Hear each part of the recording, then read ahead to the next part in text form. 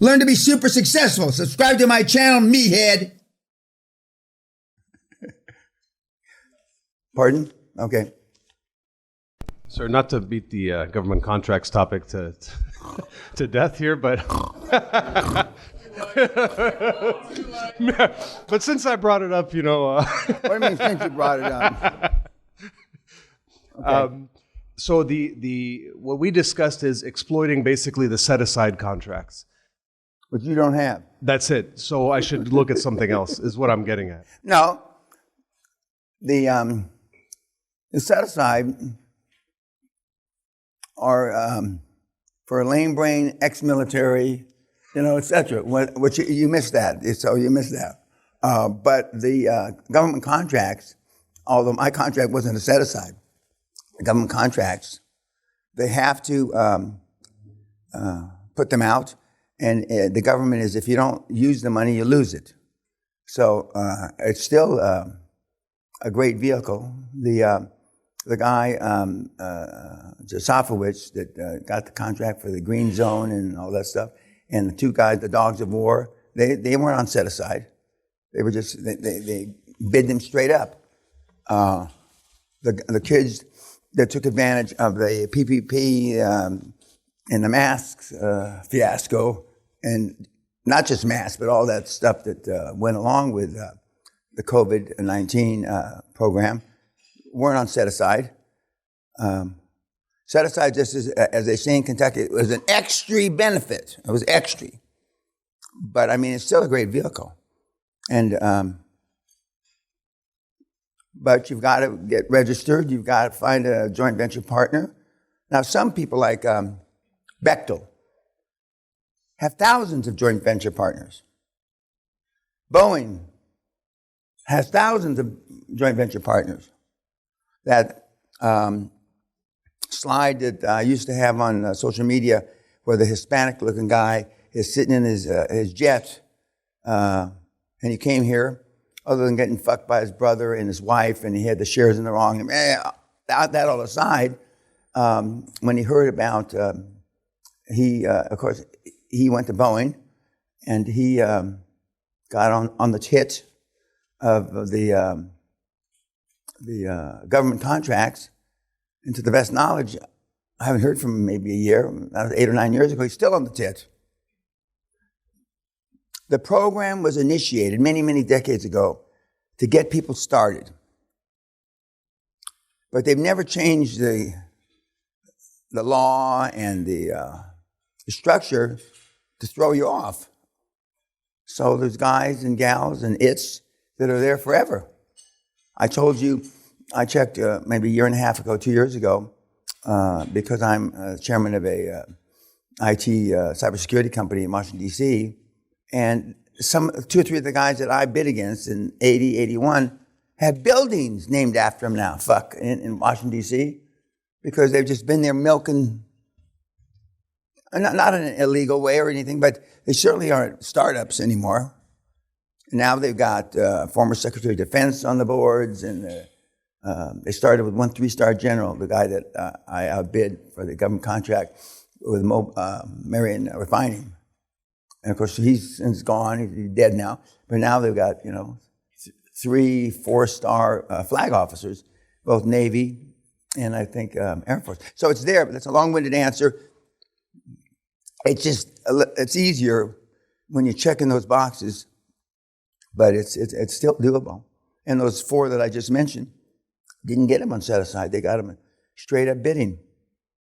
And now they've expanded it. Before, you used to have to take somebody in the top 3.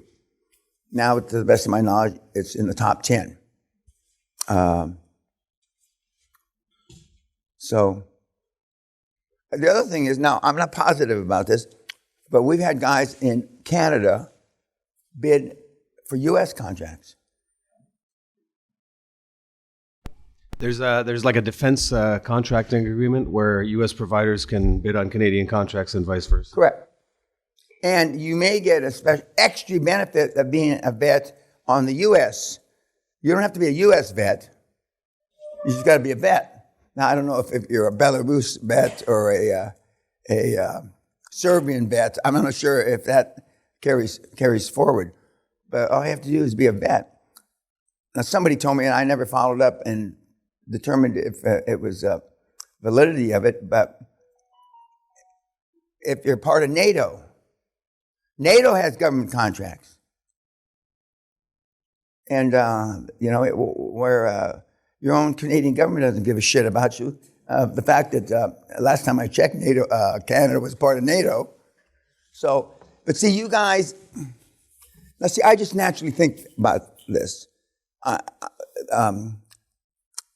My MO, modus operandi now, is thinking outside the box. I don't ever think hardly ever inside the box anymore. Because I'm so used to being, my mind's trained, and my mind's not trained for too many things, believe me. It's trained to think, well, all I want to know is how to get it done. And because I'm trained never to take no for an answer. From my dating days as a kid through today at 77, I just won't accept no for an answer. Because there's always a fucking way to get it done. Always. And most kids that come through here, that's not how you're trained. The first no, okay, it's no. And if that's the case, you're going to suffer, or you're going to be on the 10, 12, 13-year program. And God knows, 13-year program, I'm 90. I'll still be around, but I don't want you to be on the 13-year program. Like I told you about the two longest, 12 and 13 years, both Germanic, one from Austria, the 12-year, and Bavarian Bob from Passau near Munich, 12 and 13 years respectively. The 12-year, I've said this several times on YouTube, the 12-year guy from Austria was one of the richest families in the Ottoman Empire, and you were talking about the festivals that they have in Austria and how one of his great grandfather was one of the first sponsors of that thing in Austria. But it took him 12 years. But he didn't have any pressure, urgency. He's rich. He didn't have a silver spoon in his mouth. He had a platinum spoon in his mouth. And then Bavarian Bob just couldn't believe that people would allow you to use their own money to buy their business. And then finally, when he got in the room at the hardcore with a bunch of fellow Nazis, and they all said that it worked, he said, well, I guess I was wrong. And he said, I wasn't wrong when we put the what if satellite on Mars. I forget how he answered it. He came up with something that he was part of. Now, if the people that are putting these spaceships in orbit thought like most of the kids that come to the seminar, we'd never get off the ground. Never. We would have never gone to the moon in 1969. I mean, we would be... to the dismay of Elon, who wasn't born, I believe, in 1969, we'd be a one-planet species. And that's why when they tell you no, it's not your job to convince them, but one of the alternatives we have is, well, how can I make it a yes? And I lived with that. I just got an email from our daughter. I wish I had never fucking told them that. Because now, okay, Daddy, but how do we make that no a yes? What do I have to do?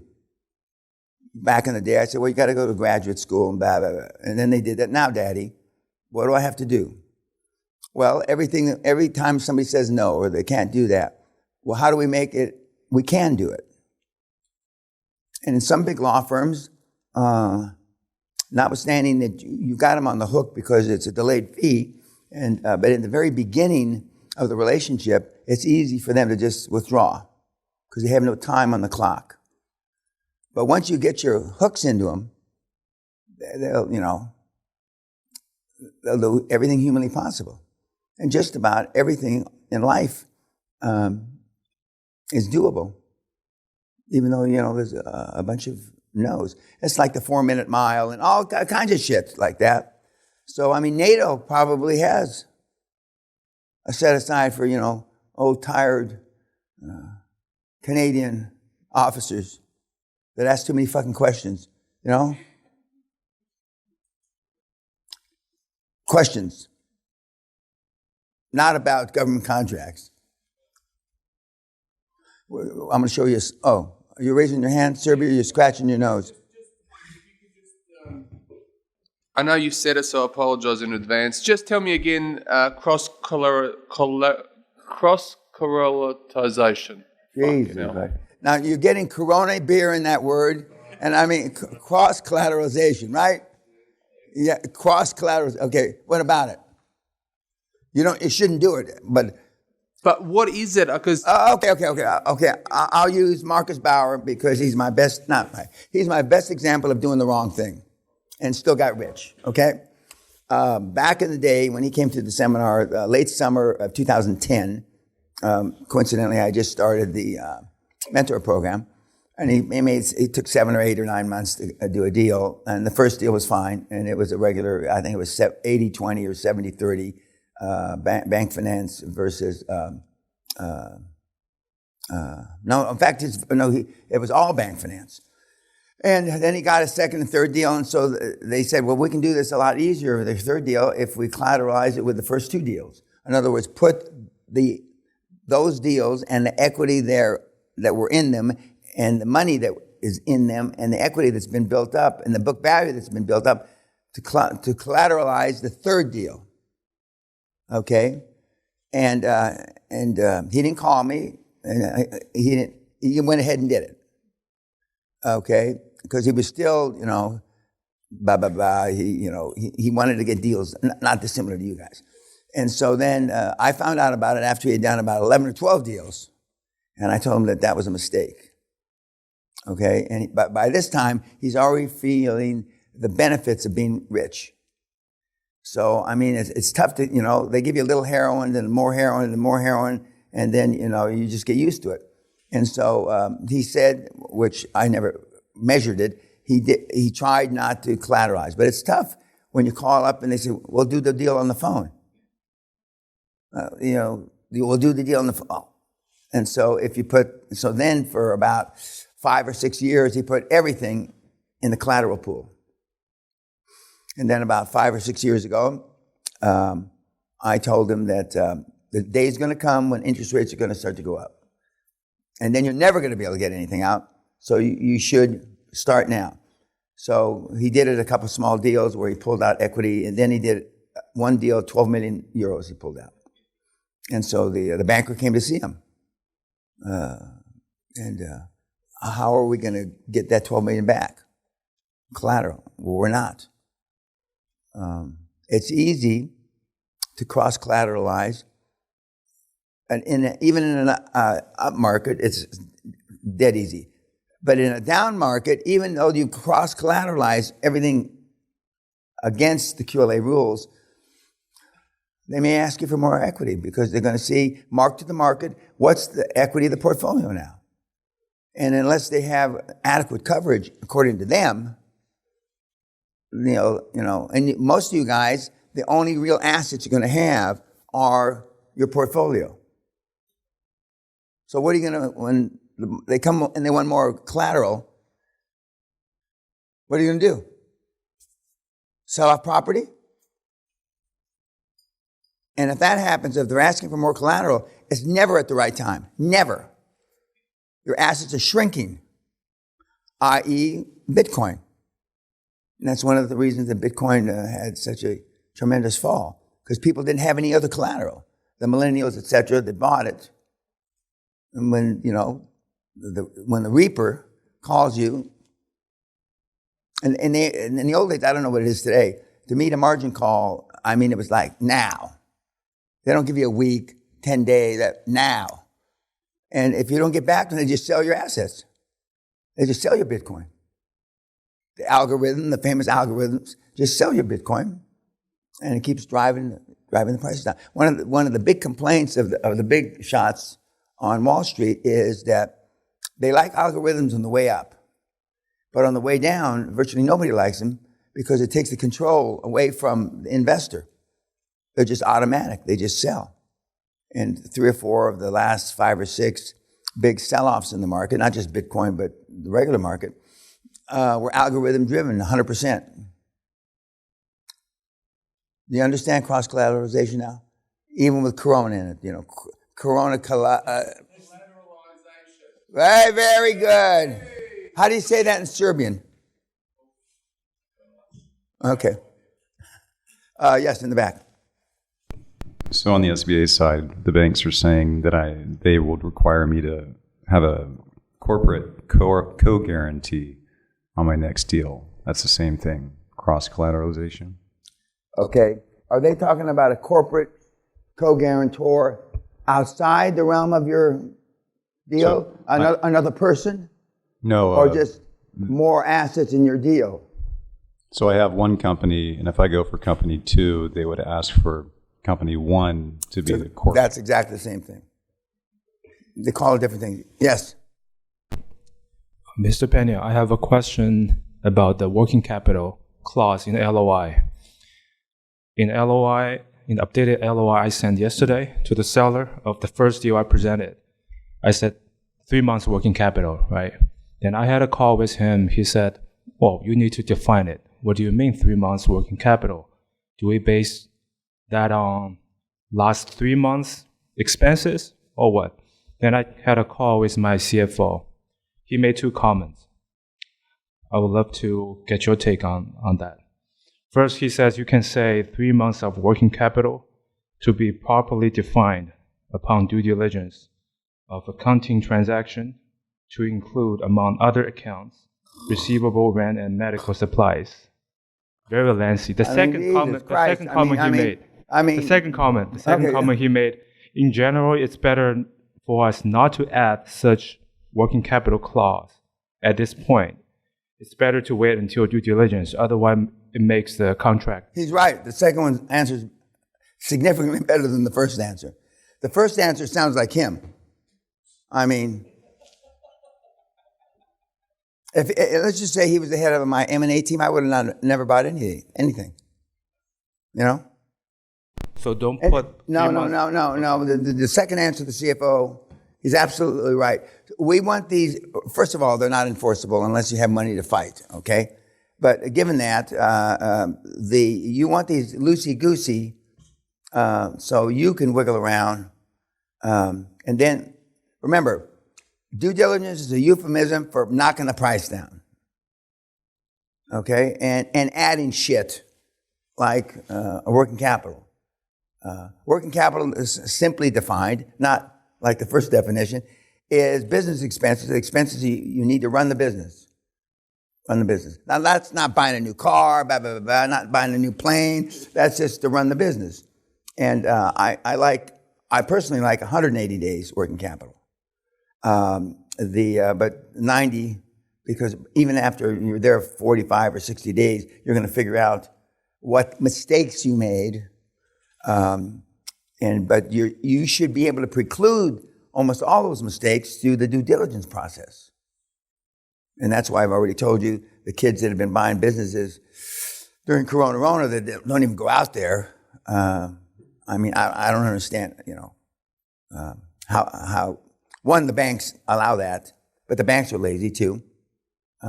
So it's the second. And then while you're there, or whoever's there kicking the tires, you can determine, because they may not list expenses and working capital that are, because they misdefine them. They're not in the right place in QuickBooks, blah, blah, blah, blah.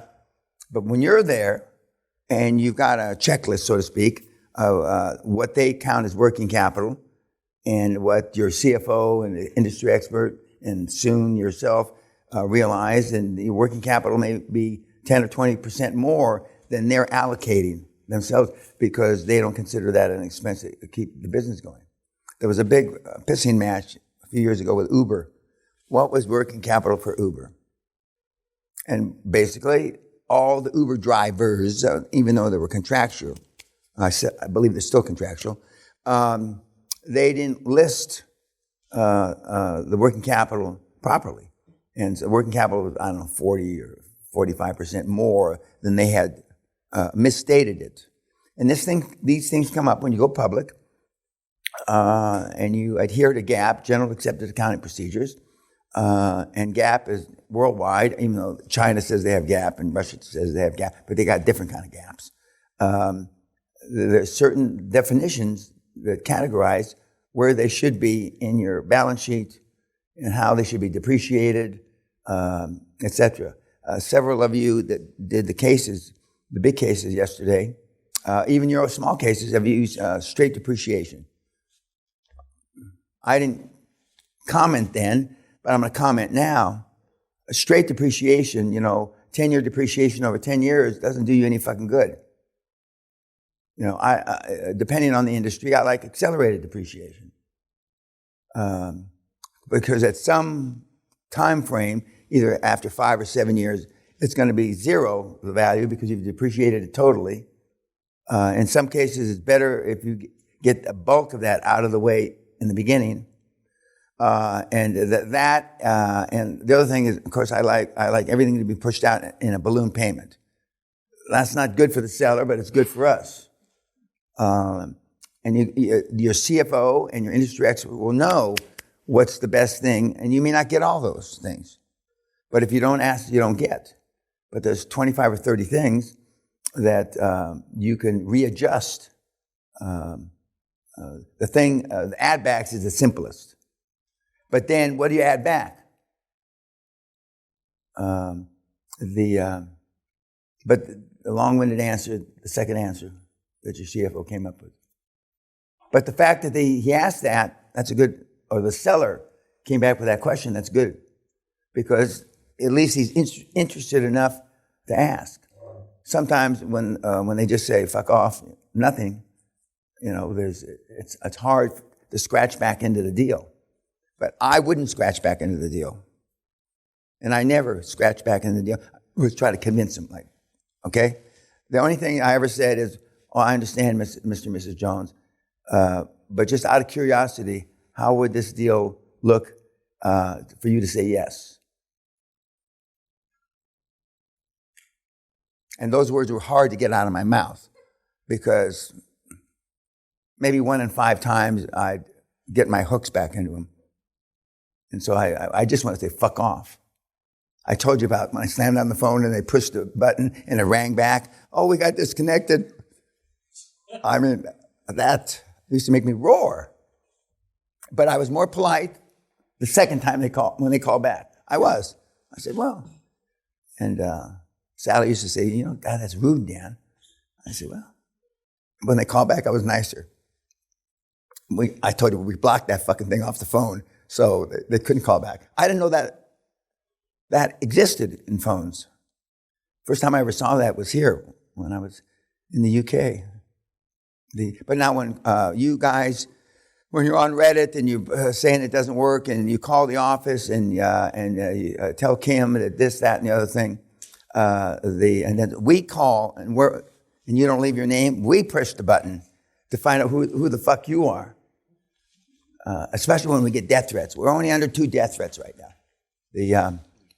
But you're tough guys, so I mean, back in the 90s, I had a gun here. Now, I'm not here, but in the other room. Yeah. So, but I mean, you're all, even the girls are he persons. I mean, you're tough, so. But is there anybody in here that was here when the cops came and locked us down for Corona? Yeah, okay.